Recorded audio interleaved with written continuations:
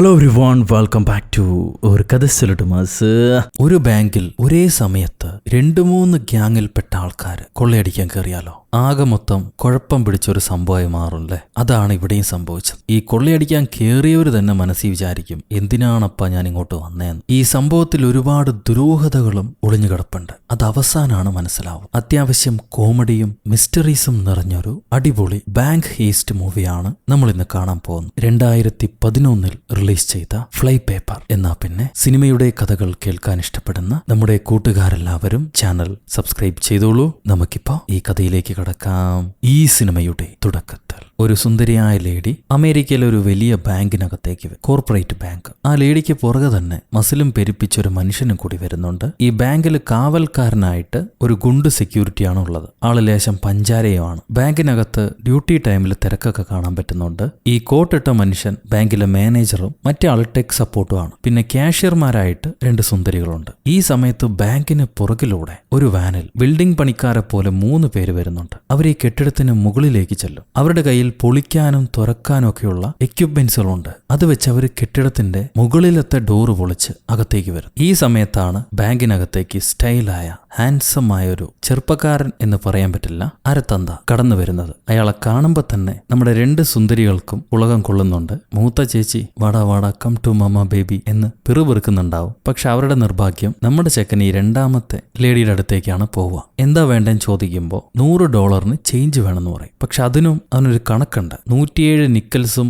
839 ഡൈംസും 29 ക്വാർട്ടേഴ്സും ആണ് അവൻ വേണമെന്ന് പറയും. നമ്മുടെ നാട്ടിൽ പൈസ, അണ, 8 അണ 4 അണ എന്നൊക്കെ പറയില്ലേ, അത്രയും ചെറിയ വിലയുള്ള കോയിൻസ് ആണ് അവൻ ചോദിക്കുക. ഇവൻ ചോദിച്ചത് കേട്ട് ആ ലേഡി ചിരിച്ചിട്ട്, താൻ ആളെ കളിയാക്കുകയാണോ, എന്താണ് തനിക്ക് ശരിക്കും വേണ്ടത്? ഇത്രയും കുറഞ്ഞ വിലയുള്ള കോയിൻസ് ഒന്നും ആരും വാങ്ങിക്കാറില്ല. അത് കേട്ട് ഹീറോ പറയും, എനിക്ക് ആ കോയിൻസ് തന്നെയാണ് വേണ്ടത്. എനിക്ക് കുറെ അധികം കോയിൻസ് കൂട്ടി വെക്കുന്ന ഇഷ്ടമാണ്. നിങ്ങളുടെ കയ്യിൽ ഉണ്ടെങ്കിൽ തന്നോളൂ. അത് കേട്ട് കാഷ്യർ ലേഡി, അവളാണ് നമ്മുടെ ഹീറോയിൻ പറയും, നിങ്ങൾക്ക് ചേഞ്ച് ഒക്കെ തരാം, പക്ഷെ നിങ്ങൾ പറഞ്ഞ നമ്പേഴ്സ് എല്ലാം പ്രൈം നമ്പേഴ്സ് ആണ്. അതങ്ങനെ എല്ലാവർക്കും അറിയില്ല. നിങ്ങൾ എങ്ങനെയാണ് മനസ്സിലാക്കിയത്? നിങ്ങൾക്കത് തോന്നിയതാണോ അതോ കറക്റ്റായിട്ട് കണക്കൂട്ടിയതാണോ? ഹീറോ പറയും, എന്റെ തലയിൽ എല്ലാ സമയത്തും മാത്തമാറ്റിക്സ് ഓടിക്കൊണ്ടേയിരിക്കും. അങ്ങനെ കിട്ടിയ തോട്ട്സിൽ നിന്നാണ് ഞാൻ ഈ കണക്ക് കൂട്ടിയത്. എന്തായാലും നിങ്ങളെ കണ്ടതിൽ സന്തോഷം. എന്റെ പേര് ട്രിപ്പാണെന്ന് പറഞ്ഞ് അവൻ കാഷ്യർ ലേഡിക്ക് കൈ കൊടുക്കും. അവള് പറയും, ഞങ്ങൾ കസ്റ്റമേഴ്സുമായിട്ട് ബന്ധമൊന്നും വെക്കാറില്ല, പണം വാങ്ങിച്ചില്ലേ, നിങ്ങൾ പൊക്കോളും. അപ്പൊ ഹീറോ ആ ലേഡിയോട് ചോദിക്കും, എപ്പോഴാണ് നിങ്ങളുടെ കല്യാണമെന്ന്. അവനതെങ്ങനെ മനസ്സിലായി? അവളുടെ ഒരുപാട് വെഡ്ഡിംഗ് ഗിഫ്റ്റ്സുകൾ ടേബിളിന് താഴെയുണ്ട്, അതിൽ നിന്നാണ് മനസ്സിലാക്കിയെന്ന് അവൻ പറയും. അപ്പൊ ഈ അടുത്തിരിക്കുന്ന ലേഡി, നീ അവളോട് ഫ്ലേർട്ട് ചെയ്തിട്ട് കാര്യമില്ല,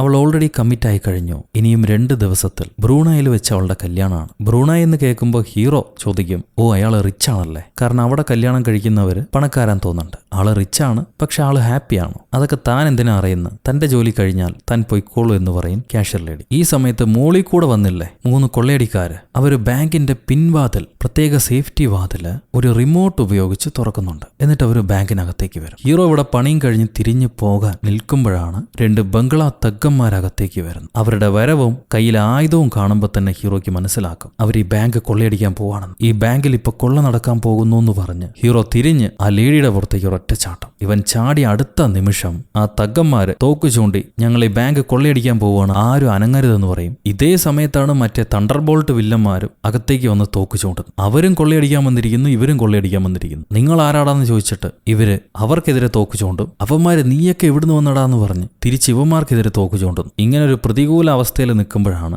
നമ്മുടെ കം ടു മാമ സെക്യൂരിറ്റി അലാം പിടിച്ച് അമർത്തുന്നത്. എന്നാൽ അത് വർക്ക് ചെയ്യുന്നില്ല. ഹീറോയിൻ ഫോൺ വിളിക്കാൻ നോക്കുമ്പോൾ അതും വർക്ക് ചെയ്യുന്നില്ല. അതെല്ലാം ഇവന്മാര് ജാം ചെയ്തിരിക്കുന്നു. ഈ വലിയ കൊള്ളക്കാരില്ലേ, തണ്ടർബോൾട്ട് കൊള്ളക്കാർ, അതിലൊരുത്തൻ ടെക് സപ്പോർട്ടിന്റെ അടുത്ത് പോയി സെക്യൂരിറ്റി അപ്ഡേറ്റ് സ്റ്റോപ്പ് ചെയ്യാൻ പറയും. പക്ഷെ അങ്ങനെ സ്റ്റോപ്പ് ചെയ്താൽ ബാങ്ക് മൊത്തം ലോക്ക്ഡൌൺ ആവും, പിന്നെ ആർക്കൊന്നും ചെയ്യാൻ പറ്റില്ല എന്ന് അയാൾ പറയുമ്പോൾ, അതന്നെയാണ് ഞങ്ങൾക്ക് വേണ്ടത്, സിസ്റ്റം മൊത്തം ലോക്ക് ആക്കാൻ പറയാം അയാള്. സോ ടെക്നീഷ്യൻ സിസ്റ്റം മൊത്തം ലോക്ക് ചെയ്യുന്നു. അങ്ങനെ ബാങ്കിലെ സിസ്റ്റം മുഴുവൻ ലോക്ക് ആവുന്നു. ഈ സമയത്ത് 2 കൊള്ളക്കാരും തമ്മി തോക്ക് പിടിച്ചോണ്ടിരിക്കുകയല്ലേ. അവിടെ ബാങ്കിനകത്തേക്ക് വന്ന ഒരു കസ്റ്റമർക്ക് നേരെ ആരോ നിറയൊഴിക്കുന്നുണ്ട്. അയാൾ വെടികൊണ്ട് താഴേക്ക് വീണു. ഇയാളെ നേർക്ക് വെടി പൊട്ടിയതോടെ കൊള്ളക്കാര് തമ്മിൽ പരിഭ്രാന്തരായി അങ്ങോട്ടും ഇങ്ങോട്ടും വെടിവെക്കാൻ തുടങ്ങും. ഇവർ ഒളിച്ചിരുന്ന് പരസ്പരം ഷൂട്ട് ചെയ്യാണ്. ബാങ്ക് മൊത്തം ലോക്ക് ആയിക്കൊണ്ടിരിക്കുന്നതുകൊണ്ട് ഡോർ അടയുന്ന കണ്ട് നമ്മുടെ 2 തഗ്ഗന്മാരും ഓടി രക്ഷപ്പെടാൻ നോക്കുമ്പോൾ അടഞ്ഞ ഷട്ടറെ മുട്ടി അവര് പുറകോട്ട് തെറിച്ചു വീഴും. ഇപ്പൊ ബാങ്ക് സീൽഡായി. ഇനി അകത്തുള്ളവർക്ക് പുറത്തേക്ക് പോകാൻ കഴിയില്ല. അപ്പോഴാണ് ഒളിച്ചിരിക്കുന്ന നമ്മുടെ ഹീറോ ഈ വെടികൊണ്ട കസ്റ്റമർ അനങ്ങാതെ കിടക്കുന്ന കാണാം. അയാളെ രക്ഷപ്പെടുത്തണം,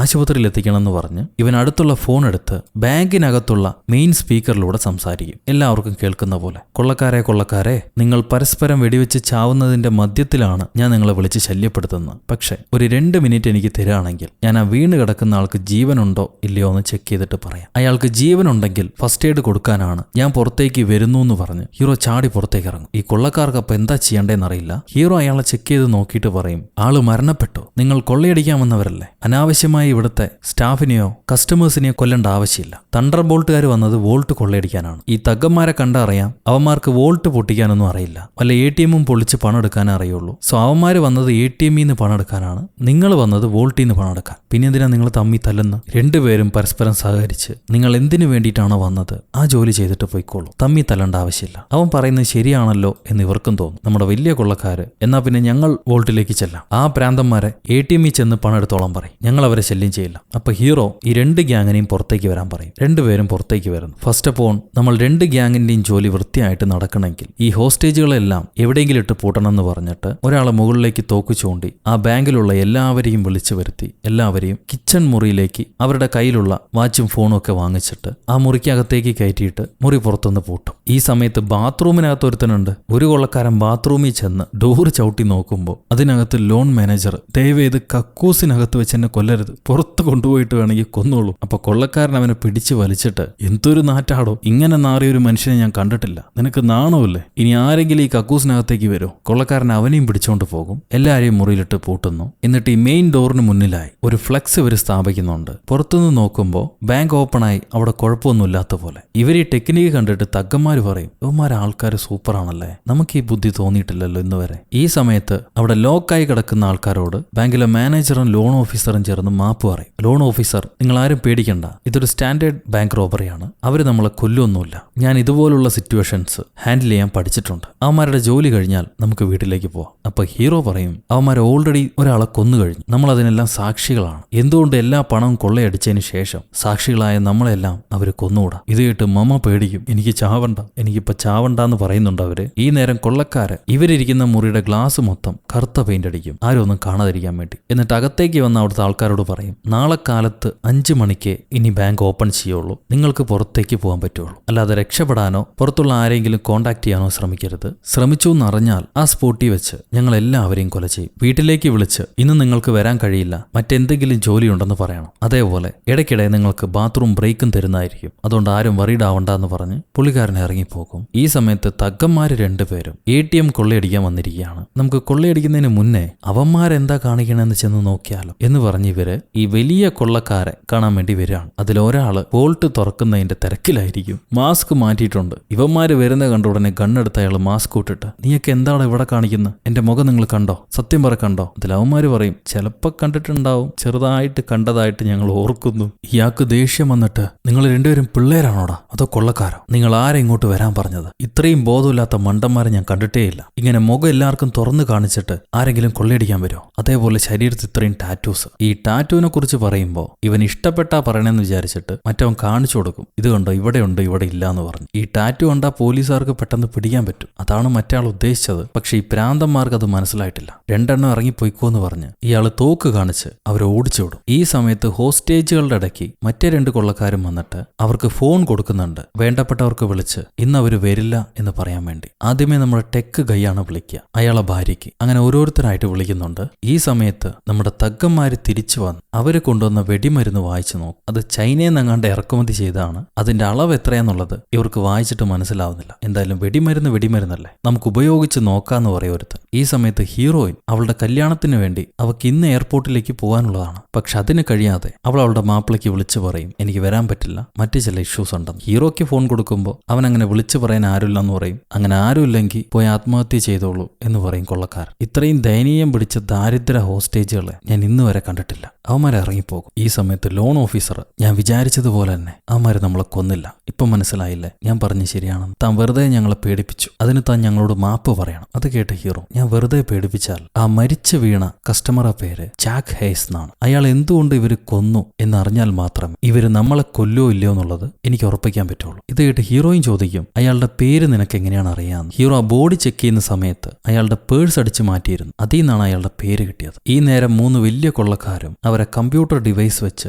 ഈ വോൾട്ട് തുറക്കാൻ ശ്രമിക്കുന്നുണ്ട്. ആ സമയം ഇവിടെ ഹീറോ മരിച്ച ആളുടെ പേഴ്സിലെ ഓരോ സാധനങ്ങളും പുറത്തെടുത്തിട്ടിട്ട് അയാൾ എന്താവശ്യത്തിനായിരിക്കും ഇങ്ങോട്ട് വന്നിട്ടുണ്ടാവുക എന്ന് പരിശോധിക്കുകയാണ്. അയാളുടെ കയ്യിൽ ബിസിനസ് കാർഡില്ല, മറ്റു പല ബാങ്കുകളുടെയും ക്രെഡിറ്റ് കാർഡുണ്ട്. ഈ ബാങ്കിന്റെ ഡീറ്റെയിൽസ് ഒന്നുമില്ല. അങ്ങനെയാണെങ്കിൽ പുതിയ അക്കൗണ്ട് തുറക്കാൻ അയാൾ വന്നതായിരിക്കുമെന്ന് ഹീറോയിൻ പറയും. പക്ഷെ പുതിയ അക്കൗണ്ട് തുറക്കാൻ വരുന്ന ആള് ബാങ്ക് ഓഫീസറല്ല ചെന്ന് കാണേണ്ടത്. ഇയാൾ ചെക്ക് റൈറ്റിംഗ് കൗണ്ടറിന്റെ മുന്നിലാണ് നിന്നുകൊണ്ടിരുന്നത്. അവിടെ എന്തിനായിരിക്കും ഇയാൾ വന്നിട്ടുണ്ടാവും? ഇതുവരെ മനസ്സിലാവാതെ നിൽക്കുമ്പോൾ നമ്മുടെ സെക്യൂരിറ്റി ചേട്ടൻ കണ്ണി കാണുന്ന പെണ്ണുങ്ങളെല്ലാം വളയ്ക്കാൻ നോക്കുന്നുണ്ട്. മരിക്കാൻ കിടക്കുമ്പോഴാണ് ഈ പഞ്ചാര പ്രയോഗം. ഈ സമയത്ത് നമ്മുടെ വലിയ കൊള്ളക്കാര് കാര്യമായി ഡോറ് തുറക്കാൻ ശ്രമിച്ചുകൊണ്ടിരിക്കുകയാണ്. ഒരുപാട് അടുത്ത് വന്നാൽ ഞാൻ ഉമ്മ തരും, പുറകിലേക്ക് മാറി നിൽക്കാൻ പറയും അവന്മാരുടെ ഹാക്കർ. ഈ സമയത്ത് ഹീറോ എങ്ങനെങ്കിലും ആ മുറിയിൽ നിന്ന് പുറത്തേക്ക് കടക്കാൻ ശ്രമിക്കുകയാണ്. ആ സമയത്ത് അവൻ ഹീറോയിനോട് ചോദിക്കും, താൻ എത്ര കാലമായി എൻഗേജ്ഡ് ആയിട്ട്? അയാൾക്ക് പണമുള്ളത് കൊണ്ടാണോ നീ അയാളെ കല്യാണം കഴിക്കാൻ നോക്കുന്നത്? അതൊരു തെറ്റായ തീരുമാനമാണ്. നീ അഡ്വഞ്ചർ ഇഷ്ടപ്പെടുന്ന ആളാന്ന് എനിക്ക് മനസ്സിലായി. നിന്റെ ഹ്യൂമർ സെൻസിന് ചേർന്ന ഒരുത്തനല്ല അവൻ. നിന്റെ ഇഷ്ടങ്ങളും അവന്റെ ഇഷ്ടങ്ങളും വ്യത്യസ്തമാണ്. അവന്റെ വീട് നിനക്ക് ഇഷ്ടമായി, പക്ഷെ അതുകൊണ്ട്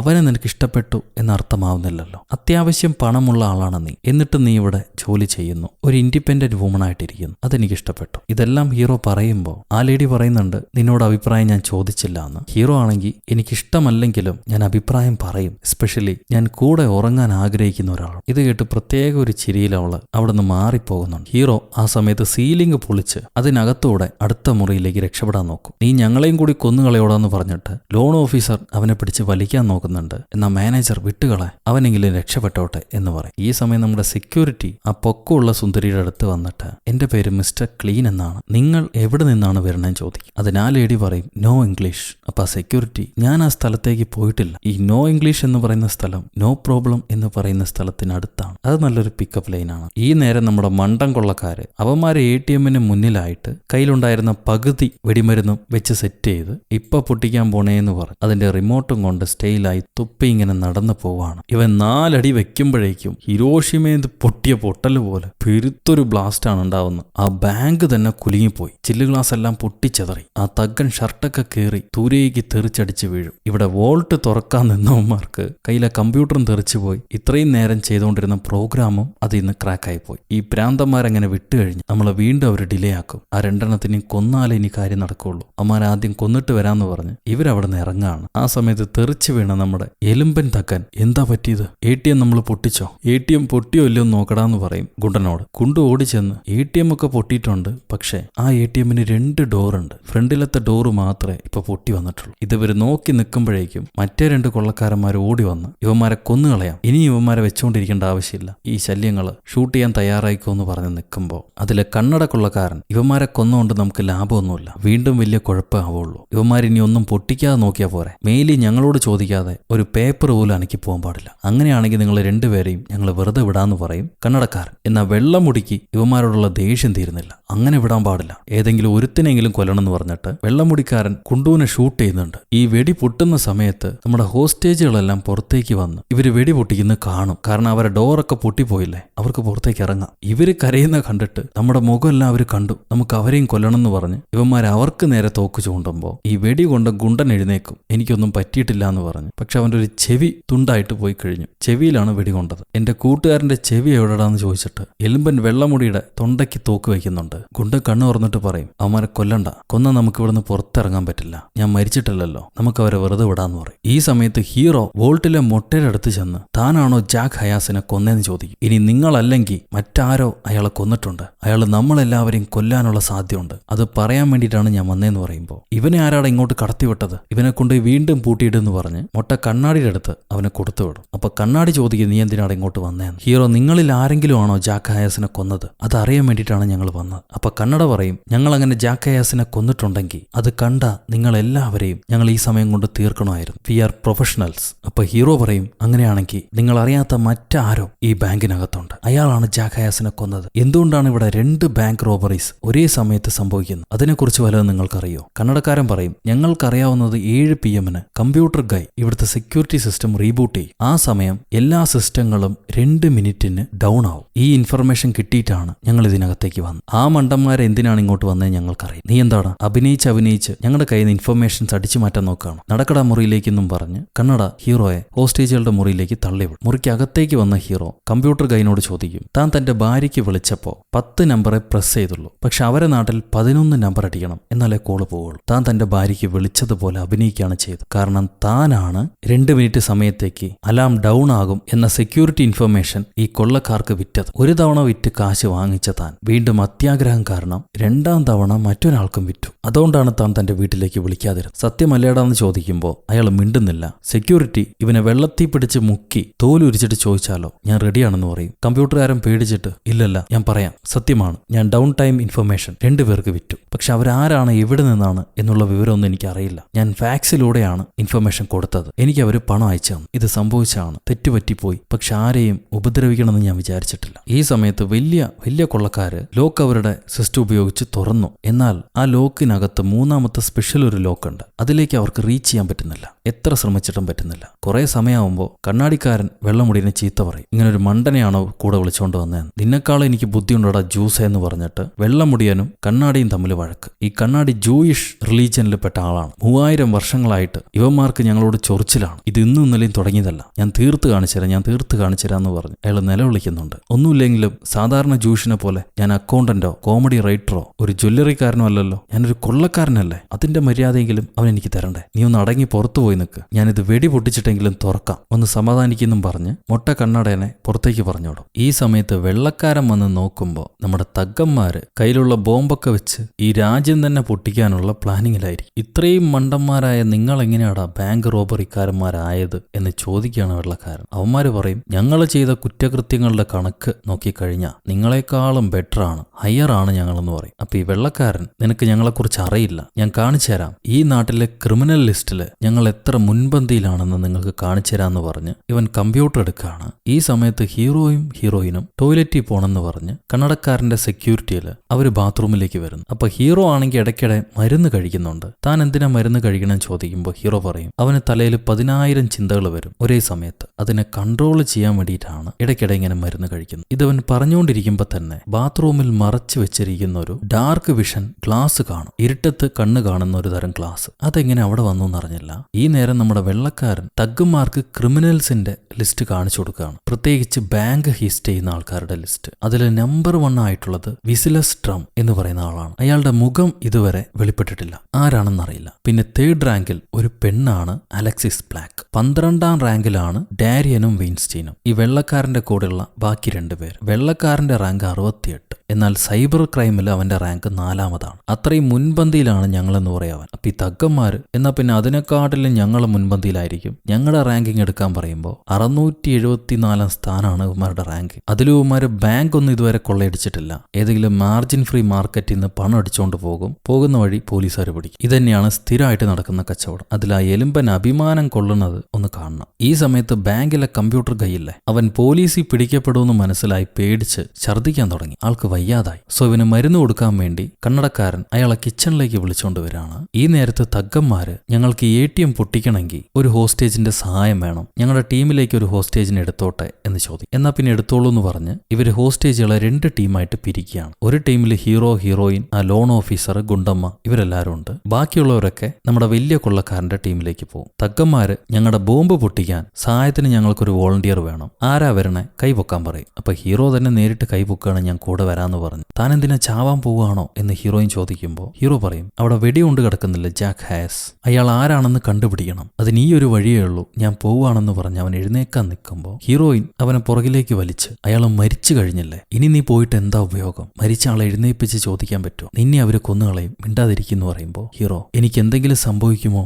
എന്ന പേടിയാണോ നിനക്ക്, നീ അപ്പൊ എന്നെ സ്നേഹിക്കുന്നുണ്ടോ, ഈ കാര്യം നിന്റെ ഫിയാൻസിക്ക് അറിഞ്ഞാലോ അവന് വിഷമാവില്ലേന്ന് ചോദിക്കും. ഇവളവനെ തട്ടി മാറ്റിയിട്ട്, നീ പോയി ചാവ് ജീവിക്കോ എന്ത് വേണേലായിക്കോ, എനിക്ക് നിന്നെ ഇഷ്ടമല്ല, നീ ആരാണെന്ന് പോലും എനിക്ക് അറിയാൻ പാടില്ല, ഇറങ്ങി പോടാന്ന് പറഞ്ഞ് ചീത്ത പറഞ്ഞ് അവനെ ഇറക്കി വിടും. ഈ തഗ്ഗന്മാര് ഹീറോയെ കൊണ്ടുവന്ന് അവനോട് അവിടുത്തെ ഇഗ്നീഷൻ ഓൺ ആക്കാൻ പറഞ്ഞിട്ട് ഇവര് റിമോട്ട് കൊണ്ട് മാറി നിൽക്കും. ഇനി പെട്ടെന്നെങ്ങാനും ബോംബ് പൊട്ടിയാ അതിൽ ഹീറോ ചത്തോട്ടെ, ഇവർക്കൊന്നും പറ്റില്ലല്ലോ എന്ന് വിചാരിച്ചിട്ടാണ് അവര് ഹീറോയെ ഈ ജോലി ഏൽപ്പിക്കുന്നത്. അവനാണെങ്കിൽ ഇഗ്നീഷൻ ഓൺ ആക്കിയ ഉടനെ ദൂരേക്ക് ചാടി മാറും. ഇവര് റിമോട്ടിലെ സ്വിച്ച് അമർത്തിയിട്ടും ബോംബ് പൊട്ടുന്നില്ല, ഒരനക്കൂല്ല. ദേഷ്യപ്പെട്ട് റിമോട്ടൊക്കെ എടുത്ത് വലിച്ചെറിയുന്നുണ്ട്. ഈ നേരത്ത് ഹീറോ ആ മരിച്ചടക്കുന്ന ഹയാസ് എന്ന് പറയുന്ന ആളുടെ ബോഡി പരിശോധിച്ച് നോക്കും. ഇവനൊരു തോക്ക് കിട്ടുന്നു. ഇയാളുടെ കയ്യിൽ എങ്ങനെ തോക്ക് വന്നു? ഇയാൾ ആരാണ് വെടിവെച്ചിട്ടുണ്ടാവും? ഏത് ഭാഗത്തുനിന്നായിരിക്കും എന്നൊക്കെ പറഞ്ഞവൻ തോക്ക് കയ്യിൽ വെച്ച് അങ്ങോട്ടും ഇങ്ങോട്ടും ആട്ടി സംസാരിച്ചുകൊണ്ടിരിക്കവേ ഇവന്റെ കയ്യിലെ തോക്ക് കണ്ട് ബാക്കിയുള്ള കൊള്ളക്കാർ പേടിക്കുന്നു. ഇവന് നേരെ തോക്ക് ചൂണ്ടി, ഇപ്പൊ തന്നെ നിന്റെ കയ്യിലെ തോക്ക് താഴേക്കിട്ടോ അല്ലെങ്കിൽ കൊന്നുകളയെന്ന് പറയും. ഹീറോ തോക്ക് താഴേക്കിട്ട് അത് ഈ വലിയ കൊള്ളക്കാരന്മാരുടെ നേർക്ക് തട്ടിക്കളയും. മൊട്ട ആ തോക്കെടുത്ത് നോക്കിയിട്ട് ഇത് സാധാരണ തോക്കല്ല,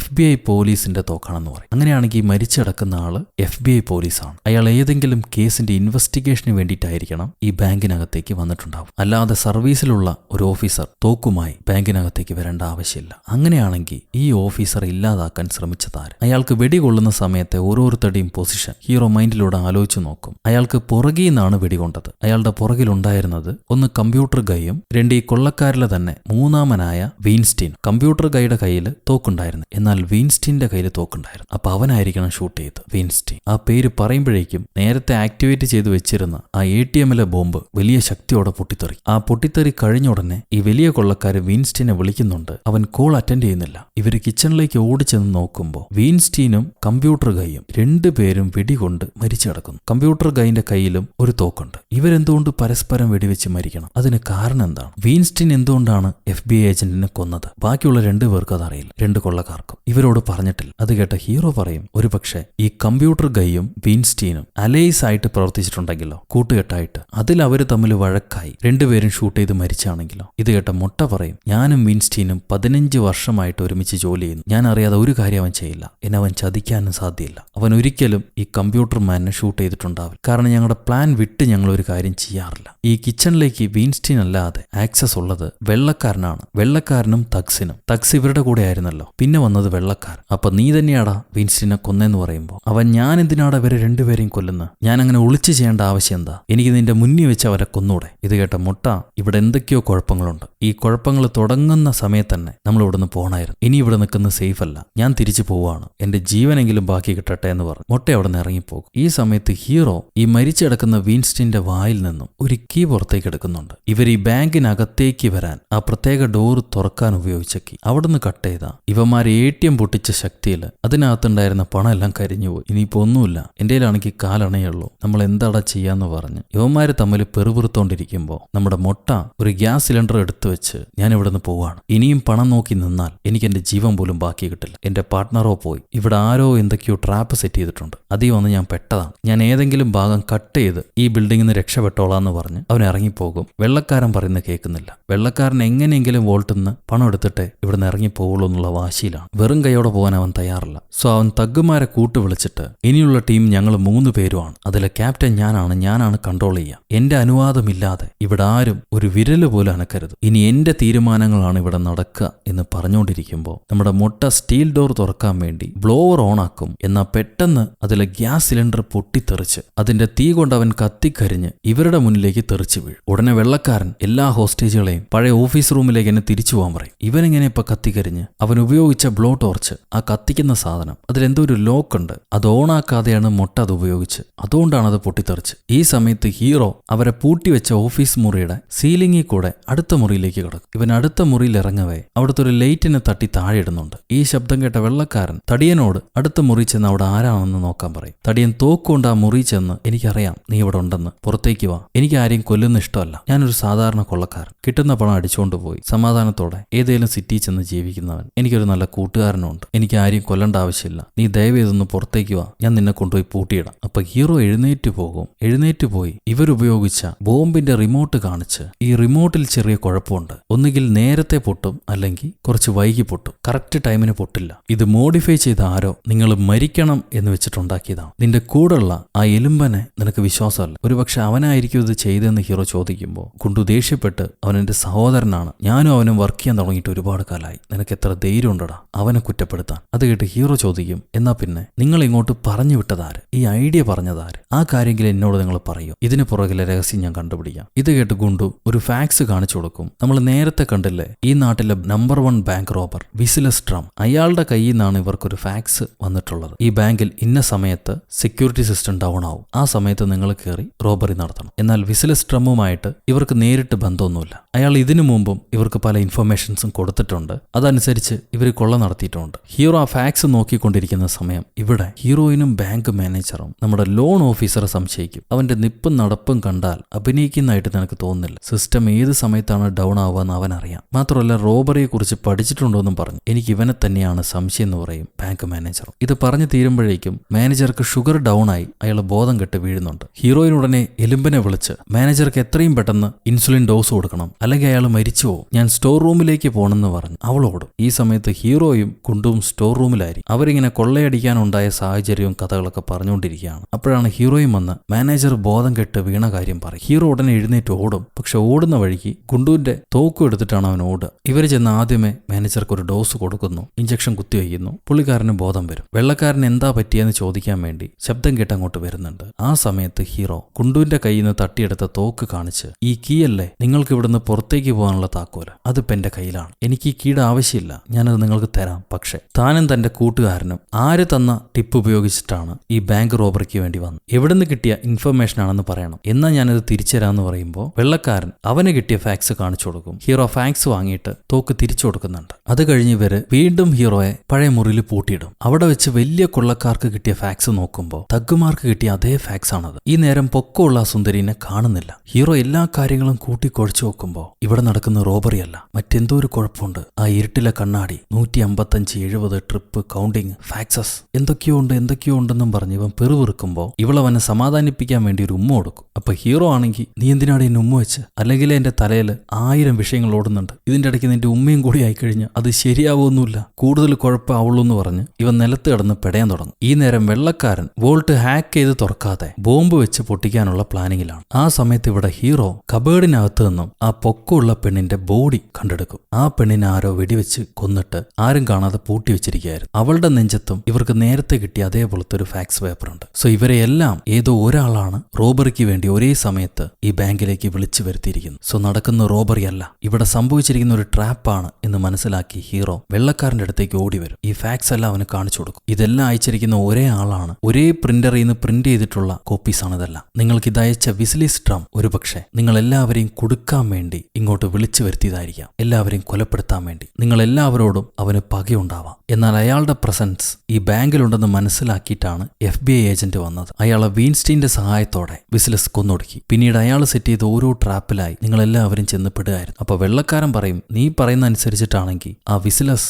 ഇപ്പൊ നമ്മുടെ കൂടെ വേണമല്ലോ. ഹീറോ പറയും, അതെ, നമ്മളിൽ ഏതോ ഒരാളാണ് ആ വിസിലസ് ഡ്രം. വീൻസ്റ്റീനും കമ്പ്യൂട്ടർ ഗൈയും ആ വിസിലസ് ഡ്രം ആരാണെന്ന് കണ്ടുപിടിച്ചു. അതുകൊണ്ടാണ് അയാൾ അവരെ രണ്ടുപേരെയും കൊന്നുകളഞ്ഞു. വിസിലിസ് രക്ഷപ്പെടാതിരിക്കാൻ വേണ്ടിയിട്ടാണ് വീൻസ്റ്റീൻ ആക്കി വാക്കകത്തിട്ട് മറച്ചു വെച്ചിരുന്നത്. മുട്ടയുടെ ബ്ലോ ടോർച്ചിലെ ലോക്ക് അത് അഴിച്ചു വെച്ചതും വീൻസ്റ്റീനാണ്. പൊക്കമുള്ള പെണ്ണിനോടും അയാൾക്ക് പ്രതികാരം ഉണ്ടായിരുന്നു. അതുകൊണ്ട് ആ പെണ്ണിനെ അയാൾ കൊന്നുകളഞ്ഞു. അയാൾക്ക് പ്രതികാരമുള്ള ഇഷ്ടപ്പെടാത്ത ആൾക്കാരെയാണ് അയാൾ ഈ ബാങ്കിലേക്ക് വിളിച്ചു വരുത്തിയത്. എന്നിട്ട് നിങ്ങളെല്ലാവരെയും കൊന്നുകളഞ്ഞ് ഇവിടുത്തെ പണം കവരാൻ വേണ്ടി. ഇത് കേട്ട വെള്ളക്കാരൻ, നീ എന്തേലും കഥ പറഞ്ഞുകൊണ്ടിരുന്നോ, എനിക്ക് ആ വോൾട്ട് തുറക്കാനുണ്ടെന്നും പറഞ്ഞ് ബോംബ് ഓണാക്കും. ആ സമയത്തും ഹീറോ പറയുന്നുണ്ട് ആ വോൾട്ട് ഒരു ട്രാപ്പായിരിക്കും, അതിനകത്ത് പണം ഉണ്ടാവാൻ പോകുന്നില്ല എന്ന്. പക്ഷെ അത് കേൾക്കാതെ വെള്ളക്കാരൻ ബോൾട്ട് പൊട്ടിച്ചളയും. നോക്കുമ്പോൾ അകത്ത് പണം ഉണ്ട്. ഇവന്മാര് കൊള്ളക്കാര് 3 പേരും ആ പണമെല്ലാം വാരിയെടുക്കുന്നുണ്ടാവും. ഈ സമയത്ത് ഹീറോയോട് ചോദിക്കും, താൻ പറയുന്ന പോലെ വിസിലസ് ഡ്രം നമ്മുടെ കൂടെ ഉണ്ടെങ്കിൽ അവൻ നമ്മളെല്ലാവരെയും കൊല്ലാൻ സാധ്യയില്ല. ഹീറോ പറയും, അതെ സാധ്യമുണ്ട്, പക്ഷെ അതാരാണെന്ന് നമുക്കറിയില്ല. അപ്പോഴാണ് സെക്യൂരിറ്റിക്കാരൻ തോക്കെടുത്ത് കരഞ്ഞുകൊണ്ട് ഇവർക്ക് മുന്നിൽ വന്നിട്ട്, നിങ്ങളിൽ ആരാണ് എന്നെ കൊല്ലാൻ പോണെന്ന് എനിക്കറിയില്ല,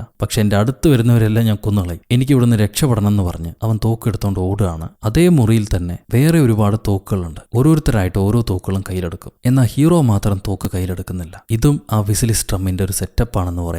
എന്തുകൊണ്ടാന്ന് ചോദിക്കുമ്പോൾ അയാൾ ഇതുവരെ കൊന്നിട്ടുള്ളത് കയ്യിൽ ആയുധമുള്ള ആൾക്കാരെയാണ്. ഇപ്പൊ എല്ലാവരുടെ കയ്യിൽ ആയുധമുണ്ട്. പരസ്പരം ഷൂട്ട് ചെയ്ത് മരിച്ചാണെന്നേ വരുത്താൻ കഴിയുള്ളൂ. ഇത്രയും പേരുടെ കയ്യിൽ ആയുധമുണ്ടെങ്കിൽ അവരെല്ലാം എങ്ങനെയാണ് കൊല്ലാൻ പറ്റുക? ഹീറോയും പറയും, ലൈറ്റ് ഓഫ് ആക്കിയിട്ട് എല്ലാവരെയും ഷൂട്ട് ചെയ്ത് കൊന്നാ പോരെ. അപ്പൊ ഹീറോ, അതെ, ലൈറ്റ് ഓഫ് ആക്കി കഴിഞ്ഞാൽ ഒരാൾക്ക് മാത്രം കണ്ണ് കാണും. അങ്ങനെ കണ്ണ് കാണാൻ വേണ്ടി ബാത്റൂമിൽ ഒരു നൈറ്റ് വിഷൻ ഗോഗിൾസ് ഉണ്ട്. സോ ലൈറ്റ് ഓഫ് ആയി ആ നൈറ്റ് വിഷൻ ഗോഗിൾസ് ആരെടുക്കുന്നു അവനാണ് വിസിലസ് ഡ്രം. ഇതിവര് പറഞ്ഞു തീരുമ്പോഴേക്കും കൊള്ളക്കാര് പണമൊക്കെ എടുത്ത് അവിടുന്ന് എസ്കേപ്പ് ആവാൻ നോക്കുകയാണ്. ബാക്കിയുള്ള ഹോസ്റ്റേജസും അവന്മാരുടെ കൂടെ കൂടും. ഞങ്ങൾക്ക് പണമൊന്നും വേണ്ട, ഇവിടുന്ന് രക്ഷപ്പെട്ട് ഓടിയാൽ മതി. അപ്പൊ ഹീറോയും വന്നിട്ട് പറയും, നിങ്ങളുടെ കയ്യിലുള്ള കീ എന്തായാലും വർക്ക് ചെയ്യാൻ പോകുന്നില്ല, അതിലെ ബാറ്ററി വിസിലിസ്ട്രം മാറ്റിക്കഴിഞ്ഞു. നമ്മൾ ആരും തന്നെ ജീവനോടെ ഇവിടുന്ന് പുറത്തു പോവില്ല വിസിലിസ്ട്രമ്മിനെ കൊന്നില്ലെങ്കിൽ. ഇതും പറഞ്ഞ അവള് തോക്ക് നേരെ ഹീറോക്കെതിരെ ചൂണ്ടും. നിന്റെ കയ്യിലായിരുന്നു കീ ഉണ്ടായിരുന്നു, നീയാണ് അതിലെ ബാറ്ററി മാറ്റിയത്. അത് മാത്രമല്ല, എല്ലാവരെയും പൂട്ടിവെച്ച സമയത്ത് നീയായിരുന്നു അങ്ങോട്ടും ഇങ്ങോട്ടും ഇറങ്ങി തെണ്ടി നടന്നു. ആ സമയത്ത് നിനക്ക് ആരെ വേണമെങ്കിലും കൊല്ലാമായിരുന്നു. ഈ കളികളുടെ എല്ലാം പുറകിലുള്ള മാസ്റ്റർ മൈൻഡ് നീയാണ്. അത് ലേറ്റ് ആയിട്ടാണ് ഞങ്ങൾ മനസ്സിലാക്കിയത്. ഇതൊന്നും അറിയാതെ ഞാൻ നിന്നെ ഉമ്മ വയ്ക്കുകയും ചെയ്തു, വൃത്തികെട്ടവൻ. ഇത് കേട്ട ഹീറോ പറയും, മണ്ടന്മാരാണോ നിങ്ങൾ? ഇത്രയും നേരം കിട്ടിയ എവിഡൻസ് വെച്ച് മനസ്സിലായില്ലേ യഥാർത്ഥ പ്രതി ഗുണ്ടമ്മയാണെന്ന്? തിരിഞ്ഞു നോക്കാൻ പറയുമ്പോൾ ഇവരെല്ലാം തോക്കുകൊണ്ട് ഗുണ്ടമ്മയ്ക്ക് നേരെ ചൂണ്ടുന്നുണ്ട്. പാവം ആ പെണ്ണ് കടന്ന് വിറക്കിയായിരിക്കും. ഈ കിട്ടിയ ഗ്യാപ്പിന് ഹീറോ അവിടുന്ന് ഓടി രക്ഷപ്പെട്ടു കളയും. ഇവൻ ഓടി മുകളിലേക്ക് കയറിയപ്പോഴേക്കും ആരോ ലൈറ്റ് ഓഫ് ആക്കി. മൊത്തം ഇരുട്ട്. ഈ ഇരുട്ടത്ത് സെക്യൂരിറ്റിക്കാരൻ ആരോ ഷൂട്ട് ചെയ്യുന്നുണ്ട്, ഒപ്പം വെള്ളക്കാരനെയും ഷൂട്ട് ചെയ്തു കൊല്ലും. രണ്ടുപേരെയും കൊന്നു കഴിഞ്ഞു. 2 വെടി പൊട്ടുമ്പോഴേക്കും ഹീറോയിൻ ലൈറ്റ് ഓൺ ആക്കും. ഇവരെല്ലാം ഹീറോനെ അന്വേഷിച്ച് നടക്കുകയാണ്. അവനാണല്ലോ വിസിലിസ്ട്രം. അവൻ ഒളിച്ചിരിക്കുന്ന സ്ഥലം ഇവർക്ക് പിടികിട്ടി. പുറത്തേക്ക് വായോ, നിനക്കിനി രക്ഷയില്ല. ഇത് കേട്ട് ഹീറോ പറയും, ഞാനല്ല വിസിലിസ്ട്രം, ഞാൻ ലൈറ്റ് ഓഫ് ആക്കി. കാരണം യഥാർത്ഥ ഡ്രം നൈറ്റ് വിഷൻ ഗോഗിൾസ് എടുക്കാൻ വേണ്ടി ബാത്റൂമിലേക്ക് വരും. ഞാൻ അവിടെ വെച്ച് അവനെ കണ്ടിരുന്നു. അപ്പോഴാണ് അടാവാന ട്വിസ്റ്റ്. നമ്മൾ പ്രതീക്ഷിച്ച ആളെയല്ല. ആ ഗോഗിൾസ് എടുക്കാൻ വേണ്ടി വന്നത് ഈ ബാങ്കിലെ മാനേജറാണ്. നീയാണല്ലേ വിസിലിസ്ട്രം. അത് കേട്ട മാനേജർ പറയും, എല്ലാം നിന്റെ കൈവിട്ട് പോയി കഴിഞ്ഞു കുഞ്ഞെ, നിനക്കിനി ഒന്നും ചെയ്യാൻ പറ്റില്ല. ഞാൻ നിന്നെ കൊന്നാലും നീ എന്നെ കൊന്നാലും നീ തന്നെയാണ് വിസിലിസ്ട്രം. അങ്ങനെയാണ് എല്ലാവരും വിശ്വസിക്കും. നിനക്കിനി ഒന്നും ചെയ്യാനില്ല എന്ന് പറഞ്ഞിട്ട് അയാള് ഹീറോയുടെ കയ്യിലെ തോക്ക് തട്ടി മാറ്റി ആ നൈറ്റ് വിഷൻ ഗോഗിൾസ് എടുത്ത് വീണ്ടും അവനെ ഷൂട്ട് ചെയ്യാൻ നോക്കുമ്പോഴേക്കും ഹീറോ അവിടെ നിന്ന് രക്ഷപ്പെട്ടു ഓടി. ഇപ്പൊ ബാങ്ക് മാനേജറാണ് യഥാർത്ഥ വില്ലൻ എന്ന് മനസ്സിലായി. എന്നാൽ ബാങ്ക് മാനേജർ പറയും, ഇനി നീ ആൾക്കാരെ പറ്റിക്കാൻ നോക്കണ്ട, പുറത്തേക്ക് വായോ. ആരും വിശ്വസിക്കില്ല ഞാനാണെന്ന് പറഞ്ഞാൽ. ഞാൻ ഈ ബാങ്കിലെ മാനേജറാണ്. എന്നാൽ ഹീറോ അയാൾക്ക് നേരെ തോക്ക് ചൂണ്ടിയിട്ട് പറയും, യഥാർത്ഥ പ്രതി ആരാണെന്ന് ഞങ്ങൾക്ക് മനസ്സിലായി. ഞാനും ട്രിപ്പും കൂടി നിനക്ക് വേണ്ടി സെറ്റ് ചെയ്ത ട്രാപ്പായിരുന്നു അത്. ആരാണോ നൈറ്റ് വിഷൻ ഗ്ലാസിന് വേണ്ടി പോകുന്നത് അയാളായിരിക്കും യഥാർത്ഥ പ്രതി. ഞങ്ങൾ കളിച്ച ഗെയിമായിരുന്നു അത്. അതിൽ താൻ വന്ന് പെട്ടു. താൻ പ്രതീക്ഷിച്ചില്ല. എല്ലാ തോക്കുകളും മാനേജർക്ക് നേരെ ചൂണ്ടുന്നു. ഇനി രക്ഷയില്ലാന്ന് മനസ്സിലാക്കിയ മാനേജർ പറയും, $1 million ഓരോരുത്തർക്കും, ഈച്ച് വൺ ഓഫ് യു, ഇല്ലെങ്കിൽ 2 million. ഉറപ്പിച്ച് 2 million. ആരും നിങ്ങളെ പിടിക്കില്ല. അപ്പൊ ഇവര് പറയും, താൻ തോക്ക് ആദ്യം താഴെ വെക്ക്, എന്നിട്ട് സംസാരിക്കാന്ന്. എന്നാൽ വില്ലൻ തോക്ക് താഴെ വെക്കാൻ കൂട്ടാക്കുന്നില്ല. എന്നെ കീഴ്പ്പെടുത്താൻ നോക്കണ്ടടാന്ന് പറഞ്ഞിട്ട് അയാള് ഇവർക്ക് നേരെ നിറയൊഴിക്കാൻ ശ്രമിക്കും. എല്ലാരും കൂടി ചറപറ ഷൂട്ട് ചെയ്ത് അയാളെ കൊന്നുകളയും. അങ്ങനെ എല്ലാ പ്രശ്നവും സോൾവ് ആയി. ഇനിയിപ്പോ തഗ്ഗൾക്ക് ഇവിടുന്ന് രക്ഷപ്പെടണമല്ലോ. എന്നാൽ അവർക്ക് അവരടിച്ചു മാറ്റിയ 2 ബാഗും കൂടി കൊണ്ടുപോകണമെന്നുണ്ട്. അത് കണ്ട് ഹീറോയും പറയും, എടുത്തോളൂ, ഈ ബാങ്ക് ഇൻഷൂർഡ് ആണ്, സോ ഞങ്ങൾക്ക് നഷ്ടമൊന്നും വരില്ല, നിങ്ങൾ കൊണ്ടുപോയി സന്തോഷിക്കും. അങ്ങനെ തഗ്സ് പണം എടുത്ത്